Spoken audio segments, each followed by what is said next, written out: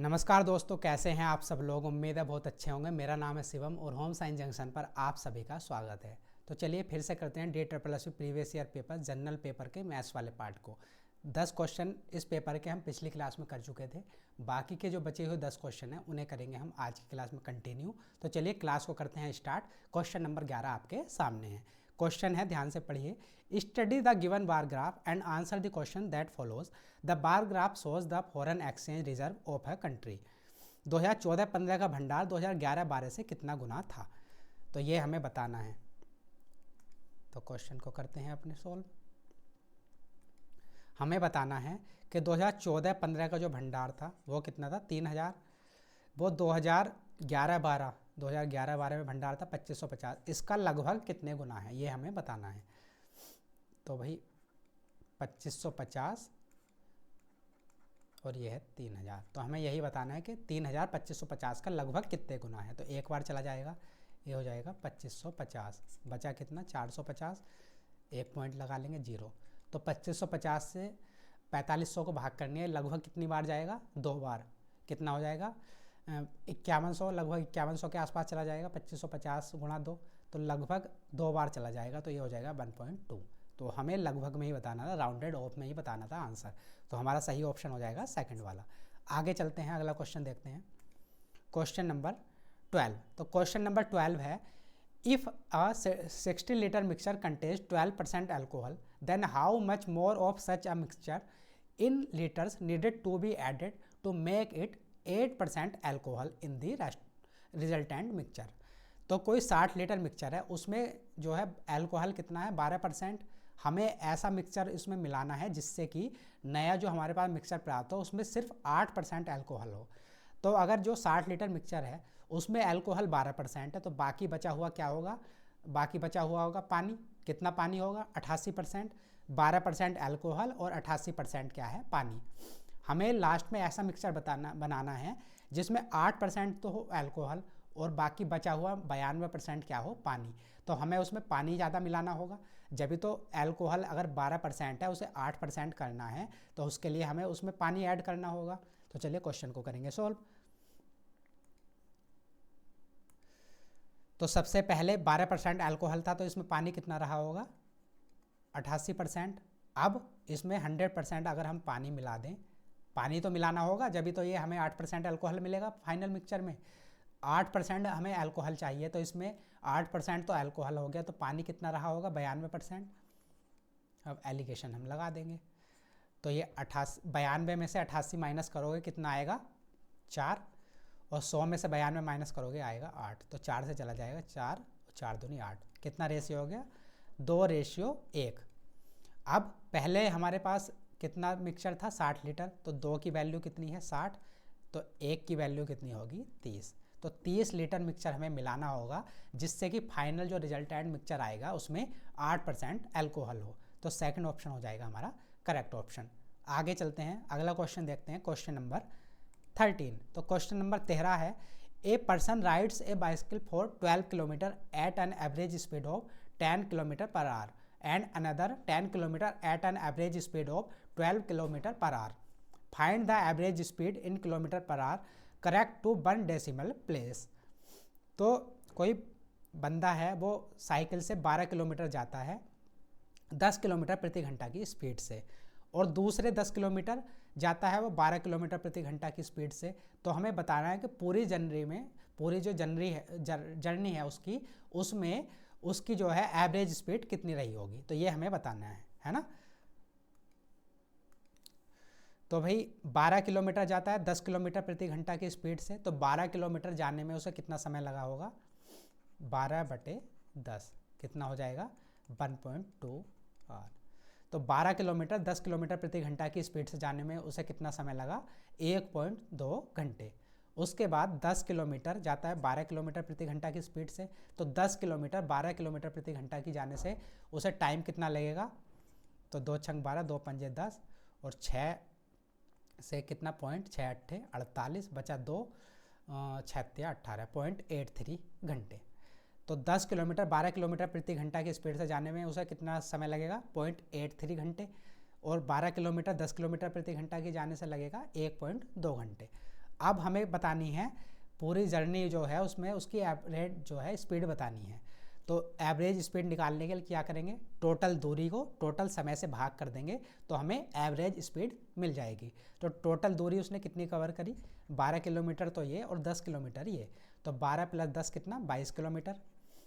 और टोटल समय कितना लगा, 1.2 घंटे तो यहाँ पर लगा था, 0.83 घंटे यहाँ पर लगे। कितने हो गए, 8 2 10 0, तो 2.03 घंटे उसे टोटल समय लगा। तो इससे 2.03 घंटे से भाग कर देंगे तो हमारे पास एवरेज जो है उसकी स्पीड निकल जाएगी। अब ये अगर पॉइंट हटाना है तो क्या करना पड़ेगा, यहाँ पर 2 0 बढ़ाने पड़ेंगे। तो क्या हो गया भाई, 203 और 2200, कितनी बार चला जाएगा, 1, 203 बचेगा 17 0, और फिर लगाएंगे पॉइंट, 2 8 16, तो लगभग 10.8 बार जाएगा। हमें करेक्ट टू 1 डेसिमल प्लेस तक ही बताना है, लगभग 10.8 जो है किलोमीटर प्रति घंटा जो है उसकी एवरेज स्पीड आ जाएगी। 4th ऑप्शन हो जाएगा हमारा करेक्ट ऑप्शन। समझ गए होंगे। चलिए आगे चलते हैं, अगला क्वेश्चन देखते हैं। Question number 14। क्वेश्चन नंबर 14 है, अजय और विजय के बीच 13,010 रुपये को इस प्रकार से विभाजित करें कि 7 वर्ष बाद अजय की राशि 9 वर्ष बाद विजय की राशि के बराबर हो जाए। ब्याज 4% प्रति वर्ष की दर से संयोजित होगा। अजय का हिस्सा ज्ञात करें। तो 13,010 रुपये की राशि है, वो हमें अजय और विजय में इस प्रकार बांटनी है कि 7 वर्ष बाद अजय और 9 वर्ष बाद विजय को बराबर राशि प्राप्त हो, और ब्याज की दर कितनी है, 4% वार्षिक। तो 4% की अगर आप फ्रैक्शन वैल्यू देखोगे, 4% की फ्रैक्शन वैल्यू होती है 1/25, मतलब 25 से कोई धन कितना हो जाएगा, 26। 25 पर 1 का हमें क्या मिलेगा, ब्याज, और वो हो जाएगा 26 एक साल में, है ना। इसका मतलब यही है 4% प्रति वर्ष, तो 25 से हो जाएगा 26। अब अजय को भाई 7 वर्ष बाद मिलती है राशि और विजय को मिलती है 9 वर्ष बाद। तो जो टाइम की अगर बात करोगे तो अजय के पास तो है सिर्फ 7 वर्ष और विजय के पास है 9 वर्ष, तो विजय के पास ज़्यादा टाइम है और उन्हें राशि कितनी मिल रही है, समान मिल रही है। तो अगर कम समय के लिए ज़्यादा राशि होगी तो उस पर ब्याज ज़्यादा मिलेगा, तभी तो वो जाके आगे अजय और विजय की राशि बराबर होगी। समझ में नहीं आई, दोबारा समझाता हूँ। अजय के पास कितने हैं अभी, 7 वर्ष हैं, और विजय के पास है 9 वर्ष, और दोनों पर कितने % का ब्याज मिलता है, 4% और 4%। तो अगर इसके पास 7 के रेशियो में ही अगर राशि होगी तो कितना हो जाएगा, 7 चौक 28, और इसके पास अगर 9 के रेशियो में राशि होगी तो 9 चौक 36। तो ये तो 28 हो गई और ये हो गई 36, तो इसकी राशि ज़्यादा होगी, इसकी कम। अगर हमें इन दोनों की राशि को बराबर करना होगा तो उसके लिए हम क्या करेंगे, ये है 7 साल का टाइम है इसके पास और इसके पास है 9 साल का टाइम। तो इसे हम अगर ज़्यादा राशि दे दें, अजय को अगर हम ज़्यादा राशि दे दें तो 4% से 9 साल बाद विजय को कम राशि है और उसके 4% का जो ब्याज मिलेगा तब मिलके दोनों राशि हो जाएंगी बराबर, है ना। कम समय के लिए अगर हम ज़्यादा राशि लगाएंगे और ज़्यादा समय के लिए कम राशि लगाएंगे तभी तो जाके वे आगे चल के बराबर राशि होंगी। समझ गए। तो चलिए क्वेश्चन को आगे करते हैं अपने। तो 4% की हमने फ्रैक्शन वैल्यू देख ली थी, कितनी है, 1/25, मतलब 25 की राशि पर 1 का ब्याज मिलेगा।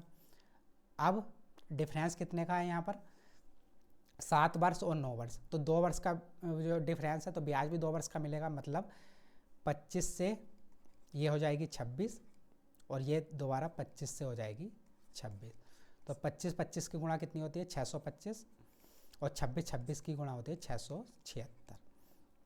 तो भाई अजय को 676 यूनिट देनी चाहिए, ये है अजय, और विजय को देनी चाहिए इतनी राशि 625, है ना, क्योंकि अजय को तो 7 साल के लिए राशि लगानी है और विजय को लगानी है 9 साल के लिए, तो अजय को ज़्यादा देनी पड़ेगी तभी तो आगे चल के वो बराबर होंगी। तो 625 और ये है 676। अब टोटल राशि कितनी है, 1310, तो इन्हें ऐड कर लेंगे, 625 + 676 कितना हो जाएगा, 6 5 11 1, 7 2 9 और 1 10, और 6 6 12 और 1 13, तो ये आ जाएगा 1301। तो इन दोनों की जो यूनिट हमने जोड़ ली, 625 + 676 कितनी आ गई, 1301। लेकिन क्वेश्चन में इसकी वैल्यू क्या दे रखी है हमें, क्वेश्चन में इसकी वैल्यू दे रखी है 13,010। तो 1 यूनिट की वैल्यू आप निकालोगे कितनी आ जाएगी, 1 यूनिट की वैल्यू आ जाएगी 10। तो हमें क्या बताना है, अजय का हिस्सा बताना है। अजय का हिस्सा कितना हो जाएगा भाई, अजय का हिस्सा 676 यूनिट की हमें वैल्यू निकालनी है। 1 यूनिट की वैल्यू है 10, 676 यूनिट की वैल्यू कितनी हो जाएगी, 6760। कौन सा ऑप्शन है, थर्ड ऑप्शन हो जाएगा हमारा करेक्ट ऑप्शन। चलिए आगे चलते हैं, अगला क्वेश्चन देखते हैं। Question number 15। क्वेश्चन नंबर 15 है, 1,20,000 रुपये की राशि पर साधारण ब्याज 6,000 रुपये बढ़ जाता है जब समय अवधि 2 वर्ष बढ़ जाती है। ब्याज की दर हमें बतानी है। तो समय अवधि कितनी बढ़ गई भाई, समय अवधि बढ़ी है 2 साल, और ब्याज कितना बढ़ा, 6,000। और ब्याज क्या है, साधारण ब्याज है, तो हर साल सेम ब्याज मिलेगा। 2 साल में 6,000 ब्याज मिलता है, तो 1 साल में कितना ब्याज मिलेगा, 3,000। 1 साल में 3,000 मिलेगा। हमें ब्याज की दर बतानी है, और राशि कितनी है, मूलधन है हमारे पास 1,20,000 रुपये। तो ये 3,000 1,20,000 का कितने परसेंट है, इंटू 100, यही हमें निकालना है, दर निकालनी है ना। तो 3 जीरो से 3 जीरो और 1 जीरो से ये, तो ये बचा कितना भाई, 30, ऊपर बचा 30, 30 से 12 से भाग करेंगे, 12 दूनी 24, 6 और 12 पंजे 60, तो 2.5% आ जाएगी दर। तो फोर्थ ऑप्शन हो जाएगा हमारा करेक्ट ऑप्शन। समझ में आ गया ना। 6,000 साधारण ब्याज मिलता है जब समयावधि 2 वर्ष बढ़ जाती है। तो 2 साल का साधारण ब्याज कितना है, 6,000 रुपये। 1 साल का साधारण ब्याज कितना होगा, 3,000 रुपये। तो 3,000 कितने पे ब्याज मिलता है, 1,20,000 रुपये पर।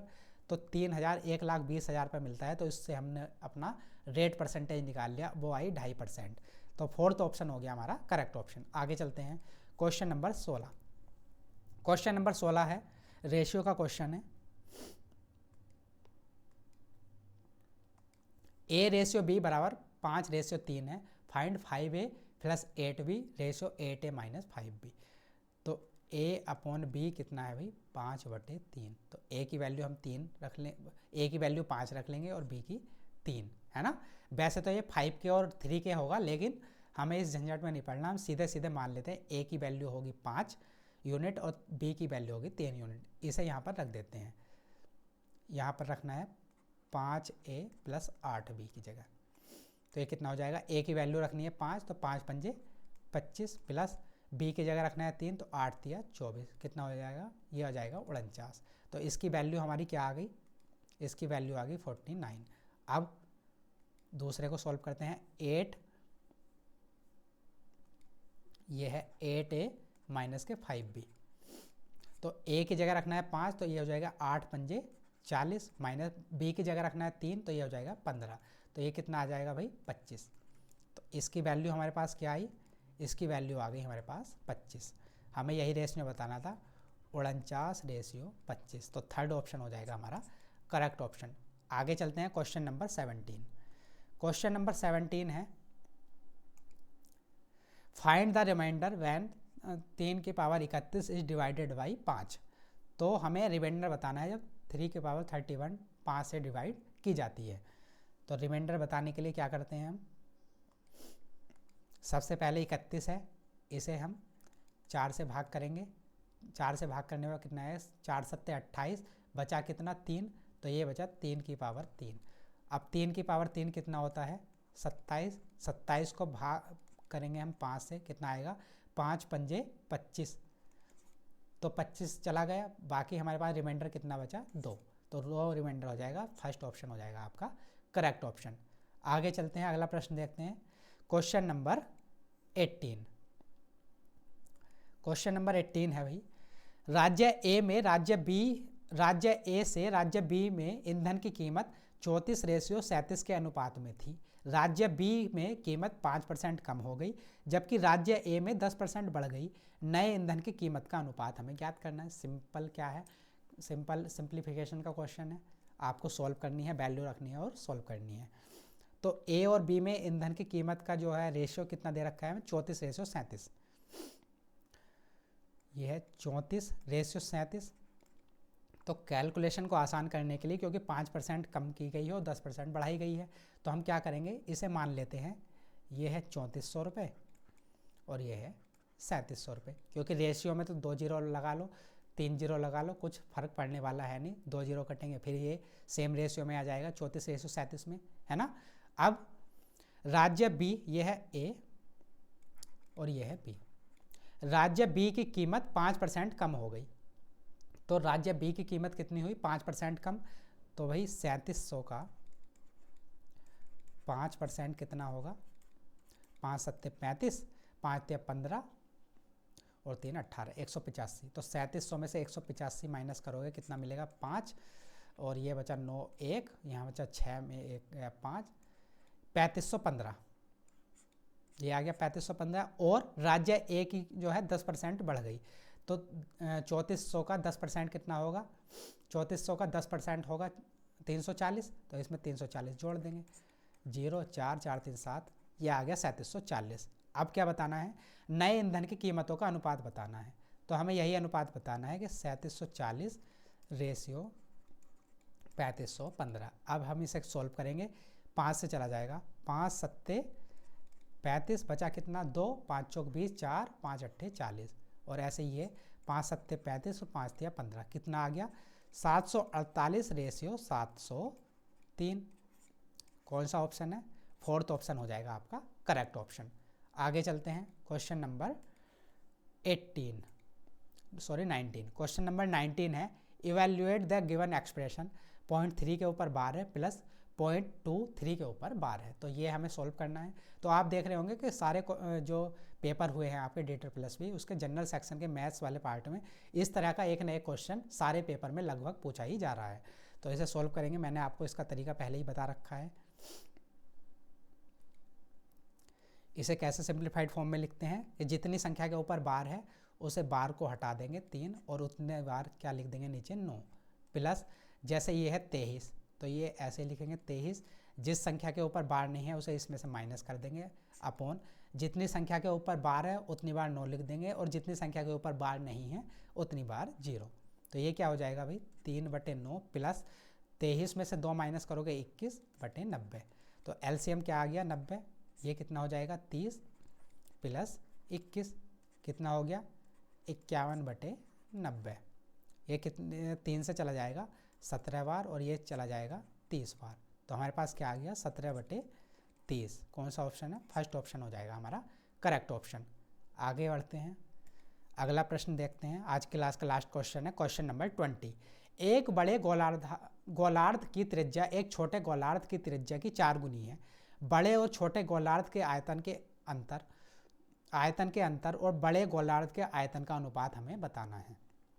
क्वेश्चन में बोला गया है अभी, एक कोई बड़ा गोलार्ध है ना, उसकी जो त्रिज्या है एक छोटे गोलार्ध की त्रिज्या की 4 गुनी है। कहने का मतलब ये है कि जो बड़ा वाला गोलार्ध है उसकी त्रिज्या है 4, और छोटा वाला गोलार्ध है उसकी त्रिज्या है 1। बड़े गोलार्ध की त्रिज्या छोटे गोलार्ध की त्रिज्या का 4 गुना है। उसके बाद बड़े और छोटे गोलार्ध के आयतन के अंतर, बड़ा और छोटा जो गोलार्ध है इनके आयतन का अंतर और बड़े गोलार्ध के आयतन का अनुपात हमें बताना है। तो जो आपका हेमिस्फीयर होता है उसका गोलार्ध जो होता है उसका आयतन क्या होता है? उसका आयतन होता है 2/3 पाई r क्यूब। तो 2/3 पाई तो कॉमन ही रहना है, यहाँ पर भी, तो इसे हटा देते हैं, सिर्फ क्या रखते हैं हमारे? r cube. तो भाई बड़े जो गोलार्ध है इसका आयतन कितना होगा? 4 की क्यूब कितना? 64। और छोटे गोलार्ध का आयतन कितना होगा? 1 की क्यूब, 1 की क्यूब होता है 1। अब बड़े और छोटे गोलार्ध के आयतन का अंतर, तो बड़े गोलार्ध का आयतन है 64, छोटे गोलार्ध का आयतन है 1, तो इनका अंतर कितना हो गया? 64 माइनस के 1 63। और बड़े गोलार्ध के आयतन का अनुपात, बड़े गोलार्ध का आयतन कितना है? 64। यही अनुपात हमें बताना था, तो क्या आ गया भाई? अनुपात 63:64। थर्ड ऑप्शन हो गया हमारा करेक्ट ऑप्शन। समझ में आ गया होगा। ये 2/3 पाई हमने कैलकुलेशन बचाने के लिए हटा दिया, क्यों? क्योंकि ये तो यहाँ पर भी कॉमन था और यहाँ पर भी कॉमन था, और कॉमन पार्ट कट ही जाएगा। जब भी हम रेशियो लेते हैं तो कॉमन पार्ट कट जाता है, इसलिए हमने इसे पहले से ही कैंसिल आउट कर दिया, हटा दिया, जिससे हमारी कैलकुलेशन आसान हो सके। तो ये 20 क्वेश्चन हमने कर लिए अपने। तो क्लास आपको अच्छी लगी होगी उम्मीद है। और आपको अगर जनरल पेपर मैथ्स और DSSS हो या फिर हो आपका BPSC या फिर UGC नेट का फर्स्ट पेपर, उसकी तैयारी करनी है तो जुड़ सकते हैं हमारे चैनल होम साइंस जंक्शन के साथ। और इस क्लास की अगर आपको PDF चाहिए तो आपको वो मिलेगी Telegram channel paper 1 by Shivam Chauhan. तो क्लास अच्छी लगी है तो लाइक कर देना, शेयर कर देना। चलिए मिलते हैं कल की क्लास में, तब तक के लिए नमस्कार, धन्यवाद।